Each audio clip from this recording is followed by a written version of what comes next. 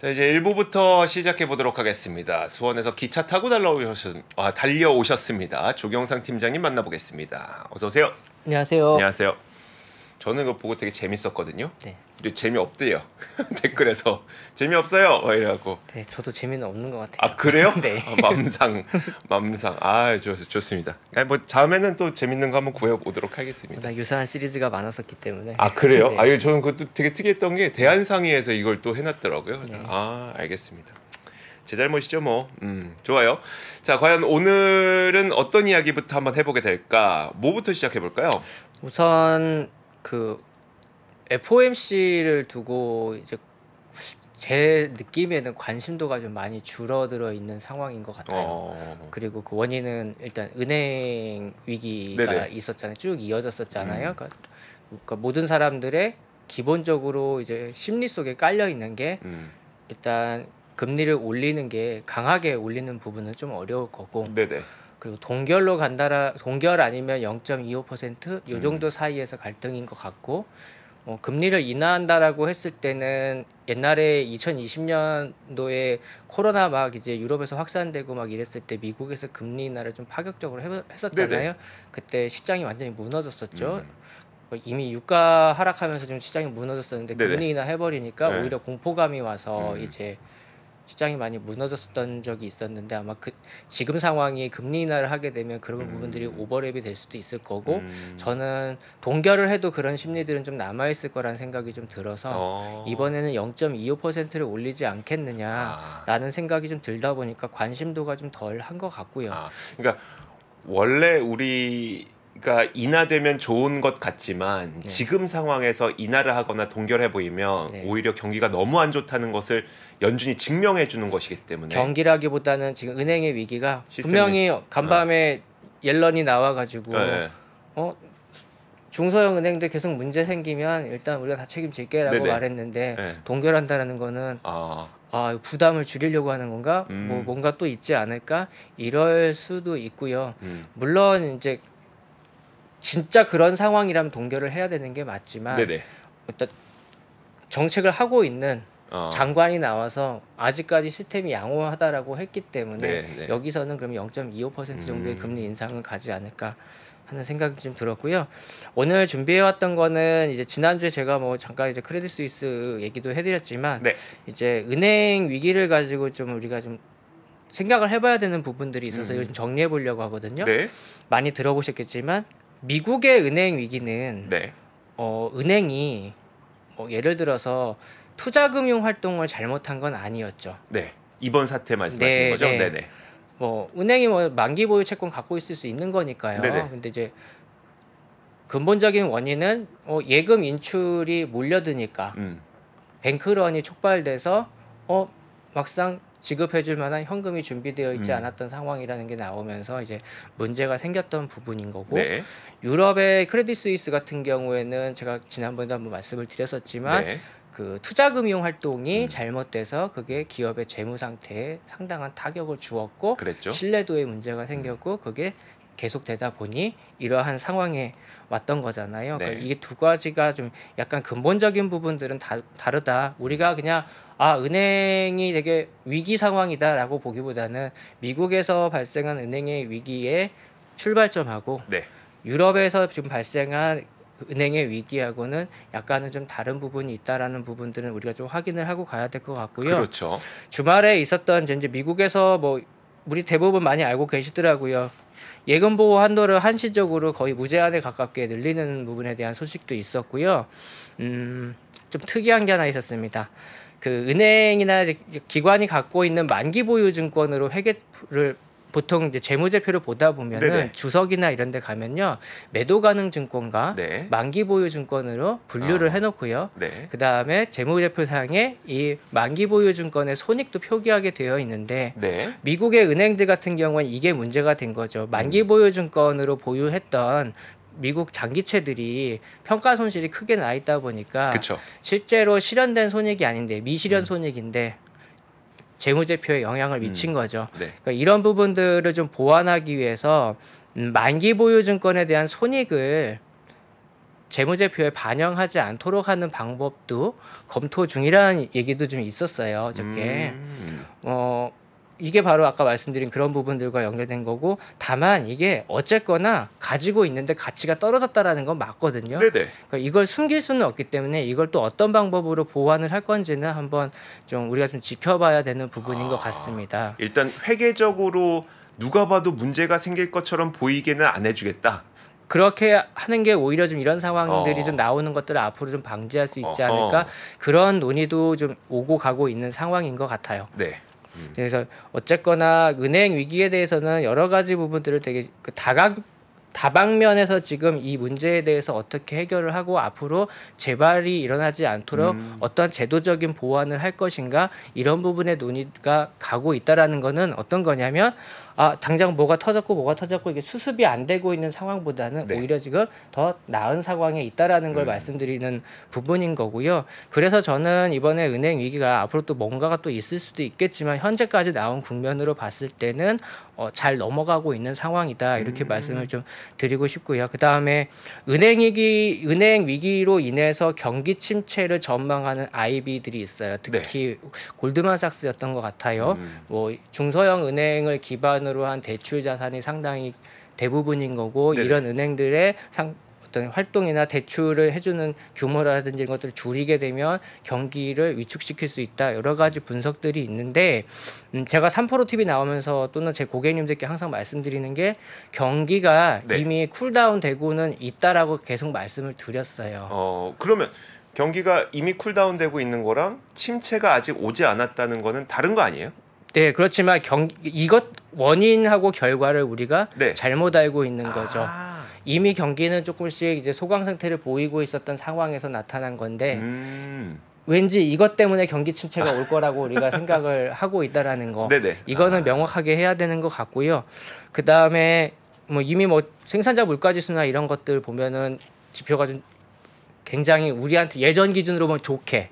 근데 경기 생각을 했을 때는 나쁘게, 좀 좋지는 않은 신호들이 좀 나오고 있기 때문에 지표가 굉장히 많이 혼조를 보이고 있다라는 건 경기가 예전보다는 좀 꺾이는 분위기로 가지 않을까. 물론 GDP 나우에서는 계속 우상향을 하고 있지만 지금 지난번 거 보니까 거의 3% 넘게 3%를 넘어가 있는 상황이긴 하지만 시간이 지나면 지날수록 이 부분들이 계속 반영되면서 경기는 좀 약간 쿨다운 되지 않을까 라고 봐야 되는 거지, 이것 때문에 경기가 나빠졌다라고 우리가 단정지어서 접근하는 거는 저는 좀 무리가 있다라고 생각합니다. 그렇게 우리가 다르게 생각했을 때 우리 뭐 투자나 이런 거에 달라지는 게 있어요? 왜냐면 예를 들어 원래 안 좋아지고 있어서 이만큼 내려갔는데 사람들 생각에는 그렇게 안 좋아지는지는 몰랐다가 사건이 터져서 이만큼까지 안 좋아졌다고 결과가 똑같아졌을 때 심리가 더 위축되잖아요. 특히 금융기관의 문제가 경기에 영향을 그러니까 금융경제가 금융경제가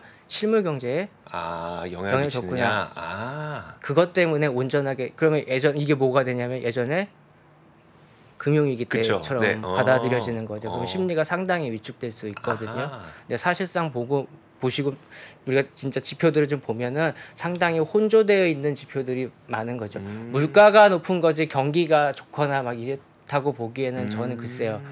좀 예를 들어 연체도 늘어나고 있었던 상황이었었고 신용이나 이런 부분들도 좀 많이 팽창이 되어 있었던 상황이었기 때문에 온전하게 경기가 좋아서 가는 게 아니라 진짜 안간힘을 쓰면서 가고 있었던 국면이었던 점을 고려했을 때 그러니까 이 부분은 조금 우리가 다르게 봐야 된다라는 걸 생각을 했습니다. 저는 이제 공돌이다 보니까 이렇게 원인과 결과가 똑같으면 그 중간에 무슨 일이 뭔 차이야라는 이게 공돌이 뭐지 공과생들의 제가 이제 고객님들이나 직원들에게 설명을 할 때 이런 설명을 해요.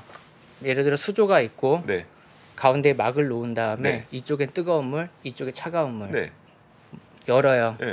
그러면 이게 중간에 미지근하게 섞이는 구간이 있잖아요. 찬물, 뜨거운 물 딱 나뉘어지는 게 아니라 그러니까 지금이 그런 상황인 것 같다라는 거죠. 이렇게 보면은 좋은 지표 나오는데 이쪽은 안 좋은 지표 나오고 지역 연준들의 경제 지표들, 경제활동, 경제지수들을 보면은 분명히 마이너스 값들이 나오는 곳들이 많거든요. 그런 것들을 보면은 굉장히 혼조되어 있기 때문에 이 경기가 좋았던 데를 뜨거운 곳이라고 보고 안 좋은 곳 차가운 곳이라고 보면 섞이는 구간들이 나타나고 있다라는 것들을 봤을 때 이미 경기는 조금 점점 이렇게 내려가고 있지 않았나 이렇게 말씀을 드리는 겁니다. 우리는 분명 찬물로 가고 있다. 네, 어느 정도는 찬물로 가고 있다. 그리고 그게 연준이 바라던 거였고, 네네. 그 과정 중에서 이제 이 은행 위기가 잘 마무리가 안 됐을 경우에는 조금 더 안 좋은 국면으로 갈 수 있겠죠. 그러다 보니까 지난 주말에 상당히 빠른 조치들이 나오지 않았나 이렇게 해석할 수 있는 것 같습니다. 알겠습니다. 그러면 이제 사실 요즘에 저도 개인적으로 주식에는 관심 많지만 채권 움직임도 보긴 보죠. 근데 보는 이유도 주식에 투자하기 위해서지 채권에 직접 하기 위해서는 아닌데 채권을 가지고 있어야 된다는 얘기를 하시는 분들이 많아서 혹시 오늘 그 얘기도 좀 있을까요? 제가 지난주에는 채권 얘기를 드렸어요. 네네. 근데 저는 이제 이번 주 초까지 해서요. 장기 채권과 관련된 ETF는 다 매도를 했습니다. 그래요? 네. 벌써요? 네. 그러니까 ETF로 편입해드린 고객님들의 경우에는 장기 채권 ETF를 매도를 해드렸고요. 그 이유 중에 하나는 연준이 어떤 금리, 그러니까 연준에서 금리 통화 정책을 어떻게 가져갈 거냐라고 해서 우리가 시작됐던 투자였던 게 네. 장기채 포트폴리오였단 말이에요. 네. 그런데 이게 갑자기 은행 위기가 생기면서 국채 금리가 급격하게 내려왔잖아요. 네네. 저는 그래서 여기서는 한 번 정도는 팔고 다시 좀 이런 노이즈가 없어진 상황에서 정상화된 상황에서 다시 한번 기회를 보는 게 맞다라고 생각이 들어서 다 처분을 했고, 반면에 이제 이 위기가 생겼기 때문에 네. 분명히 뭔가 봉합을 하거나 네. 어떤 해결책이 나오면 시장은 또 반등하지 네네. 않을까라는 아이디어에서 채권을 다 팔고 지수와 관련된 ETF나 이런 것들로 이제 매수를 해서 현재 약간 플러스가 나와 있는 상황 이렇게 되어 있고, 여기다 플러스로 이제 연준에서 금리 올리는 건 누구나 예상했던 0.25% 정도 금리 인상을 한다라고 했을 때는 네. 그래도 시장에는 나쁜 방향으로는 가진 않을 거라는 판단이 좀 있어서 그렇게 좀 움직였습니다. 알겠습니다. 지난주에 말씀해 주셨던 채권에 대한 관심을 좀 가져라라는 것에 대한 애프터 서비스를 해주신 거고요. 네. 자, 오늘은 근데 저도 사실 이게 더 궁금했어요. 엔비디아 GTC 2023이 네. 지난 밤 사이에 열렸어요. 네. 사실 전 세계적으로는 진짜 많이 봤더라고요. 근데 국내 기사가 그렇게 많이 나오진 않았었어요. 저도 이제 외신에서 찾은 거고요. 그렇죠. 내용을. 네. 무슨 내용이 나왔을까요? 어떠셨어요? 딱 보시고. 다른 이러한저러한 내용보다는 제가 지금 3프로TV 나오면서 엔비디아라는 회사를 말을 드렸을 때 네. 옴니버스를 통해서 엔비디아가 이제 하드웨어가 아닌 소프트웨어적인 도전을 상당히 많이 준비를 하고 있고, 네네. 나중에 지금 이제 데이터 센터 자율주행 이후에 얘네가 나머지 또 하나 준비하고 있는 비밀 무기가 이 옴니버스와 관련돼서 이 소프트웨어적인 시도다. 옴니버스가 그거죠? 산업용 메타버스. 그쵸. 산업용 메타버스 네. 어스2라고 하나요? 용어가 많아서. 그러니까. 네. 그러니까 엔비디아의 그 세계에 하나의 지구를 네. 메타버스로 더 만들어서 네. 거기서 산업적으로 이건 뭐 물류도 한번 해보고, 네, 맞아요. 뭐 발전기도 돌려보고, 네. 막 공장도 이렇게 해보고. 공장도 해보고 네. 하는 그 메타버스. 네, 네네. 맞습니다.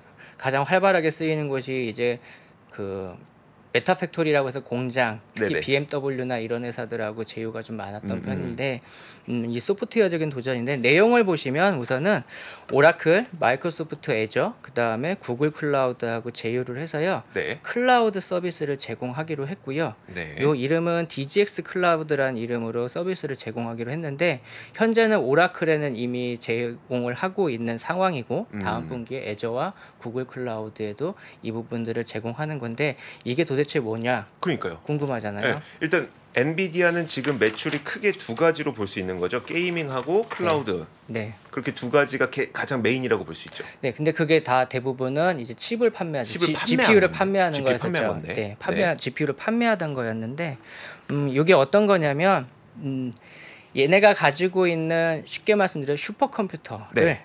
그러니까 슈퍼컴퓨터를 만드는 애들한테 GPU를 팔았다 그러면, 네. 이제 GPU를 파는 게 아니라 네.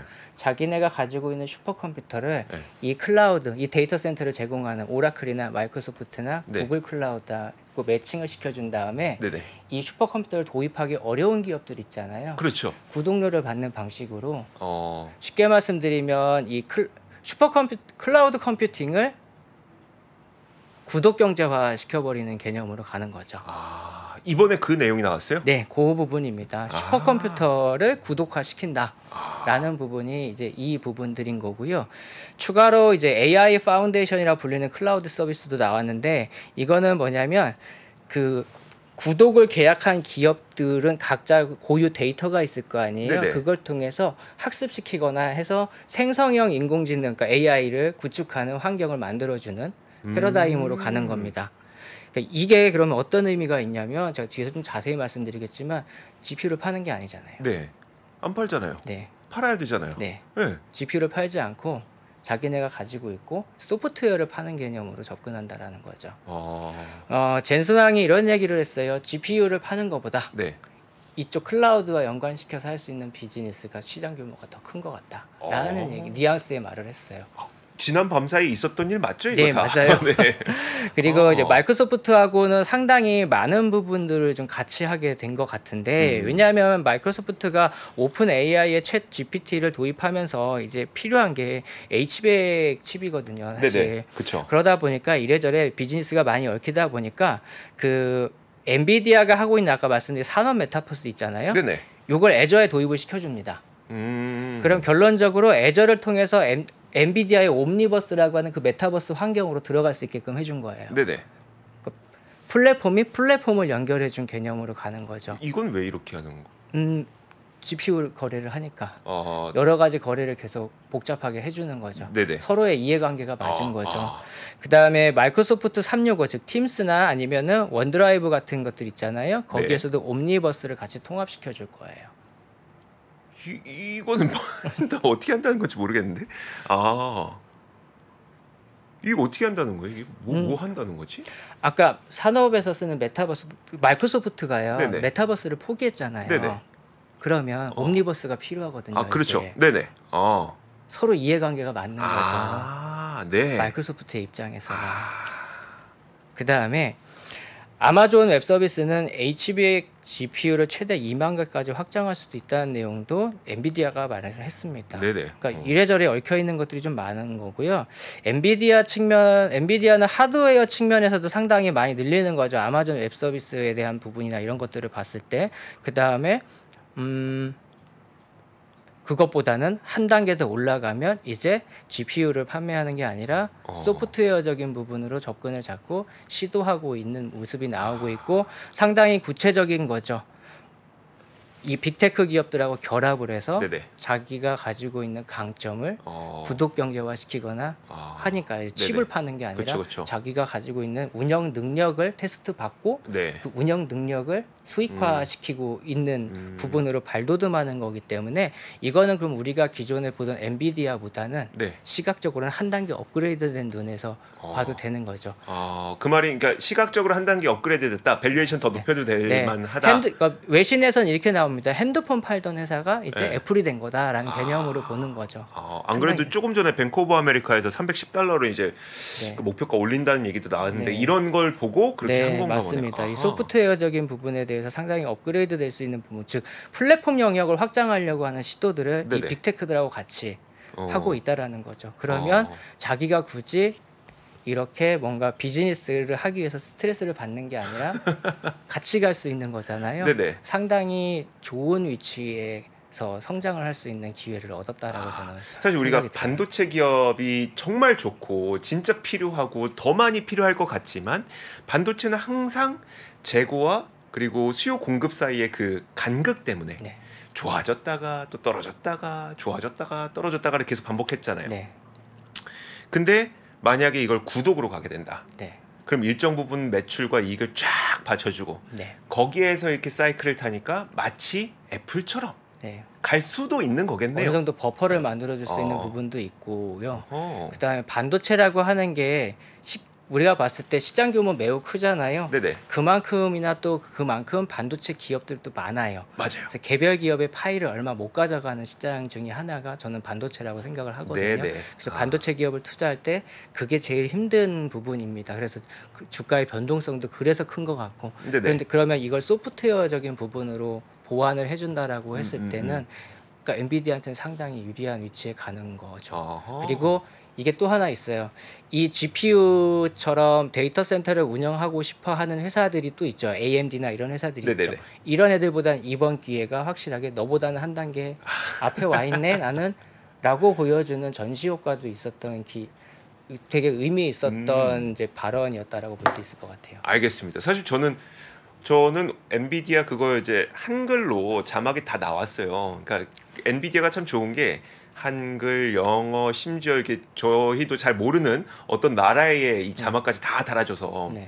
좀 편하게 보긴 했는데 저는 이런 내용이 있었는지는 다 봤는데도 몰랐거든요. 네. 오히려 눈에 띄었던 건 AI와 관련된 네. 이번에 뭐 피카소 네. 그리고 니모라고 해야 되나 네모라고 해야 되나 어쨌든 그거 하나랑 네. 바이오 네모까지 네.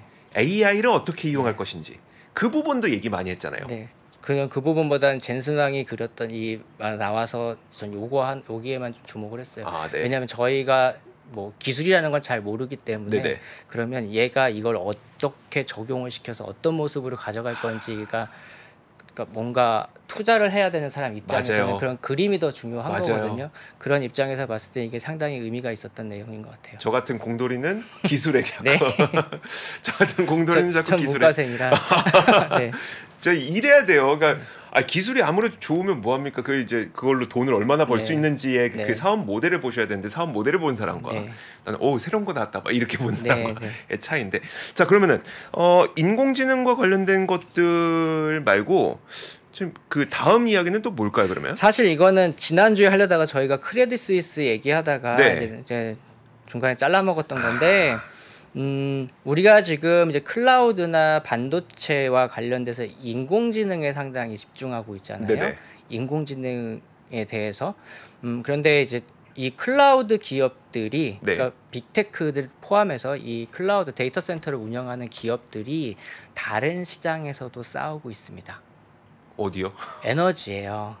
전력? 네. 아. 우리 지난번에 최홍석 선임도 그랬고 네. 저도 그랬고 이제 재생에너지나 이제 에너지와 관련된 얘기를 드렸지만 네. 사실 이 에너지 기업에 투자한다라는 건 밸류체인 분석이 상당히 어렵거든요. 네. 그런데 이 데이터 센터 운영하는 기업들이 이 에너지 기업들과 손잡고서 자기네들의 데이터 센터를 운영하는 시장을 가져가고 있는데 간단하게만 정리해드리면 이런 겁니다. 작년에 러시아하고 우크라이나 전쟁으로 유럽은 엄청난 전력난을 겪었죠. 그랬죠. 그러다 보니까 이 데이터 센터가 전기 먹는 하마예요. 아, 네. 그러니까 여기에 대한 재생에너지 활용에 대한 요건을 강화시켰어요. 뭐 내년까지가 아마 50% 이상이 이제 재생에너지여야 되고 네. 2025년부터는 100%가 된 재생에너지여야 하며 여기에다가는 뭘 또 보고해야 되냐면 얼만큼의 효율을 가지고 있는지 물이나 이런 자원은 얼마나 소비하고 있는지 네. 이런 것들을 다 보고해야 돼요. 이거 자체가 데이터잖아요.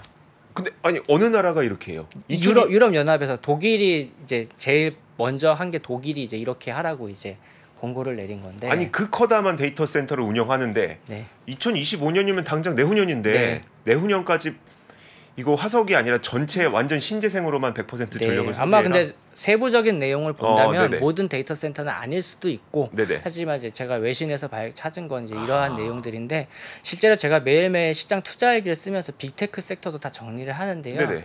좀 작년부터 눈에 많이 띄었던 게 이 에너지 기업들과 이 데이터 센터 계약 있잖아요. 클라우드 계약을 하는 네. 기업들이 상당히 내용이 되게 많아요. 에너지 기업하고. 네, 에너지 기업들하고 뭐 예를 들어서 아마존이 뭐 스페인에 새로운 데이터 센터를 하려고 그러는데 어떤 풍력 발전 회사랑 계약을 해서 얘네들한테는 클라우드 운영하는 그러니까 발전소 운영 데이터 운영하는 부분들에 대한 정보를 주고 얘네한테 네. 전기를 가져오고 이런 형태의 계약들이 상당히 많은데 이 짧은 기간 이러고 있는 기간 동안에 클라우드 기업들은 이제 뭐를 이제 어떤 노하우를 축적했냐면 네. 에너지가 생산된 에너지의 흐름들을 데이터화 시켜서 네. 얘네들이 빅데이터가 된 거죠. 어떤 흐름으로 움직이는지. 그렇죠, 그렇죠. 이게 바로 우리 흔히 말하는 가상발전소의 개념으로 굉장히 빠르게 간 거죠. 굉장히 빨리 이제 그쪽에 대한 학습을 좀 한 것 같고요. 네네. 뭐 구글이나 뭐 우리 구글에서 우리가 좀 찾아보시면 에너지 클라우드 마켓 사이즈 뭐 이런 걸 검색해 보면 2016년도에는 50억 달러 규모였는데 네. 2021년도가 150억 달러 규모였고 아마 추정하건대 작년 기준으로 보면 상당히 많이 컸을 것 같아요. 이 시장도 상당히 좀 커지는 것 같고 여기에 대해서 좀 이렇게 이제 리서치 기관들에서 나오는 평균치를 보더라도 네네. 이 에너지 클라우드의 성장성은 한 20% 이상 성장할 거라고 좀 보고 있는 부분들이에요. 그래서 구글 검색해 보니까 구글, 마이크로소프트, 아마존은 이 에너지 솔루션 서비스 개념의 클라우드 서비스가 이미 좀 준비가 돼 있고요. 네. 오라클은 에너지와 수자원 매니지먼트 솔루션을 제공을 하고 있습니다. 이미 하나의 새로운 시장이죠. 네네. 우리 흔히 이러죠. 바드나 챗 GPT나 네. 이걸 굴리면 아직은 비용 덩어리라는 얘기를 많이 네네. 하잖아요. 수익성이 낮다고. 그렇죠. 얘네들은 근데 수익을 만들어주고 있는 영역이거든요. 이미 전쟁터인데 네. 이미 수익화되고 있는 사업을 하고 있는 부분들이기 때문에 상당히 이 클라우드나 데이터 센터를 운영하거나 빅테크 기업들에겐 상당히 좋은 투자 얘네들이 기업의 비즈니스 모델은 상당히 네네. 좋은 것 같고 사실 이거 제가 직접 언급하지 않아도 저를 아는 분들은 다 아실 거예요. 이런 에너지 비즈니스를 수직 계열화하고 있는 기업도 있기 때문에 굳이 말씀을 안 드려도 네, 어딘지 추정을 하실 겁니다. 왜 난 모르겠지? 나중에 나중에 따로. 네, 그 말 많은 기업 네. 네. 네, 있는데요. 이쪽이 좀 새로운 시장이고, 그러니까 우리가 성향상 흔한 표현을 할 때 텐베거라는 말이 있잖아요. 네네. 사실 근데 이런 것들이 아니라 꾸준하게 수익을 조금 나는 확보하고 싶다 하는 고객님들, 투자자분들 같은 경우에는 클라우드 섹터나 빅테크 기업들을 그냥 가지고 있더라도 네. 이 재생에너지나 이 에너지 분야에 투자도 간접적으로 같이 투자하는 갈 방법. 수 있는 방법이기 때문에 사실 이런 부분들에서는 그냥 내가 꾸준하게 투자를 하면 되는 거지. 네네.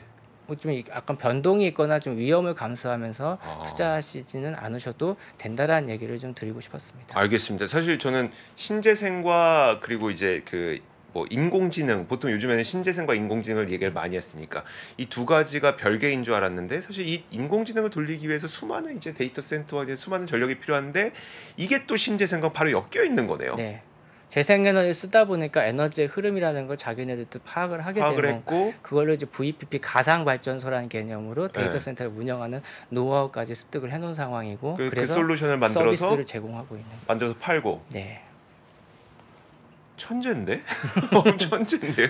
그런 흐름으로 가고 있는 것 같고, 다음에는 기회가 되면 네. 이 빅테크 기업들이 이제 5G라든지 이런 통신 쪽에서는 또 어떤 경쟁을 하고 있는지 좀 말씀드리겠습니다. 빅테크 기업들이 5G 쪽으로, 통신 쪽으로도, 통신 쪽으로? 통신 클라우드 쪽으로도. 저 나름 많이 공부했다 생각했거든요. 전혀 몰랐네. 네. 와, 우와. 알겠습니다. 자, 좋아요. 오늘 제가 사실 그 엔비디아도 상당히 궁금했었는데, 엔비디아에서 어떤 그 수많은 정말 1시간 반짜리 영상이었어요. 네. 거기서 뭘 중요하게 봐야 되는지 저는 몰랐지만 저희 조경상 팀장이 아주 친절하게 소개를 해주셨고, 지난 시간부터 말씀을 해주려고 했었던 이 에너지와 관련된 이야기까지 네. 잘 들어봤습니다. 다음 시간 뭐라 그랬죠? 다음에 기회가 되면 이제 이 클라우드와 통신들을 얘기해 클라우드와 통신. 네. 나 이렇게 부끄러운 적 처음이에요. 그러니까 저 나름 이제 미국 주식에 대해서 꽤 오랜 기간 봤고 정말 그러니까 기업별로 공부 많이 했다 생각했는데 전혀 새로운 것들을 오늘 많이 발견을 하게 됐습니다. 자, 고맙습니다. 조경상 팀장님 여기서 보내드리도록 하죠. 고맙습니다. 감사합니다. 3프로TV가 전국 방방곡곡 숨어있는 주식 고수를 찾습니다. 내가 박근형 부장, 염승환 이사보다 시장을 더 잘 본다. 내가 이선엽 이사보다 종목 선정이 뛰어나다. 내가 박병창 이사보다 차트 분석 더 잘한다. 이렇게 자부하는 분들, 저 정프로에게 오십시오. 여러분의 실력을 마음껏 뽐낼 수 있도록 판을 깔아드리겠습니다. 전국 증권사 지점의 PB, 주식 브로커, 펀드 매니저는 물론이고 전업 투자자, 슈퍼개미, 스몰개미, 기타 등등 이 시장에 대한 날카로운 분석과 통찰만 있다면 누구든 환영합니다. 숨은 고수 여러분의 많은 참여 부탁드립니다. 팔로미.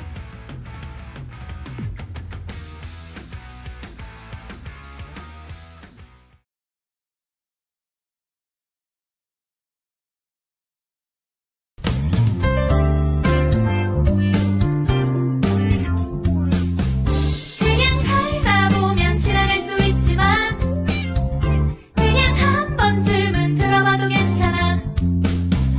매일 함께하는 3%가 있잖아. 오늘도